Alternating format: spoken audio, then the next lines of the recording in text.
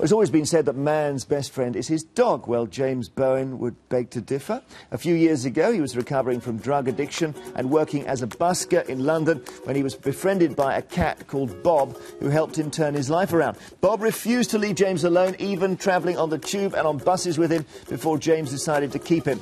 A book James wrote about Bob has been a bestseller for over a year, with sales of over 700,000 copies. It's been translated into 30 languages, and the film rights are being negotiated in Hollywood. So we say welcome to James and Bob. Thank you very much. I don't know, I'm not sure whether we've had a cat on the sofa before. Bob. On this programme. You want to say hello? Wait. Give me a high five. High five. Come on, give me a high five. Thank you very much. And this is what's entranced people who see you busking. Oh, yeah, well, he does lots of little tricks. That's just the favourite we do on the telly is the high five, because, you know, it's the easiest. But, yeah, he does a few little tricks when we're busking and stuff, which we're not doing so much anymore. We've gone into full-time sort of writing and stuff, you know. We've got 5 books in the works now in total.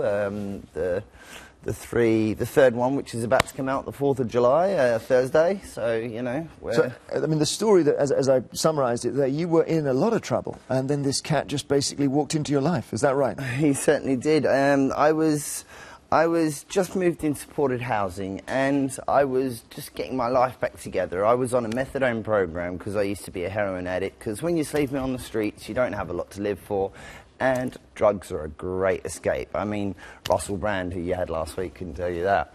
You know, he doesn't have a cat, though. No, but of course not. But, you know, Bob here was what was right. You know, he was karma, brought something about it together with us. And I gather you sort of said to the cat, look, I'm not the right owner because I'm not responsible and my life's in a bad way. And he followed you and he went on the bus with you, and he said, sounds amazing. He basically said, I'm sticking around and you're going to look after me and I'm going to look after you. After I nursed him back to health with, I had very little money because, you know, on benefits, you know, you scrape by. So, you know, busking or selling the big issue makes a little extra cash, you know. And, yeah, he decided to come along. The day he came along with me, all of a sudden my money started increasing. People started coming to take photos of him. Someone brought him a scarf, which he wore, and ever since he's been getting scarves. I think Hodder, our publisher, have said that he has had the most fan mail of any author ever. I've seen a bit of your stuff on YouTube and so on, and he behaves a bit like a dog, this cat, in the sense that but don't you think doing the tricks and all that? Oh, no, no, he's upset because he's moving off now. No, he's a person. Dogs, don't get me wrong, dogs are faithful and lovely, and I love dogs. But dogs have masters, cats have servants. Yeah, so you're working for him? Oh, yeah, absolutely. He's my boss. If he didn't want to be there, he'd bugger off, you know. And did he... how much of a cut of the whole the book is he getting then? I hope he's getting a lot of cat food out of it. Oh, he's definitely become a spoiled diva, believe me. Believe me. So you've sold 700,000 of your first book. 700? No, I think it's 800,000 in the UK alone, and we're in 28 languages on the first book. And can it be read by children, this book, by the way? We've done a children's adaptation, like with Marley and Me. They did Marley, a Dog Like No Other, which was for younger people because it took away the dark parts about, you know.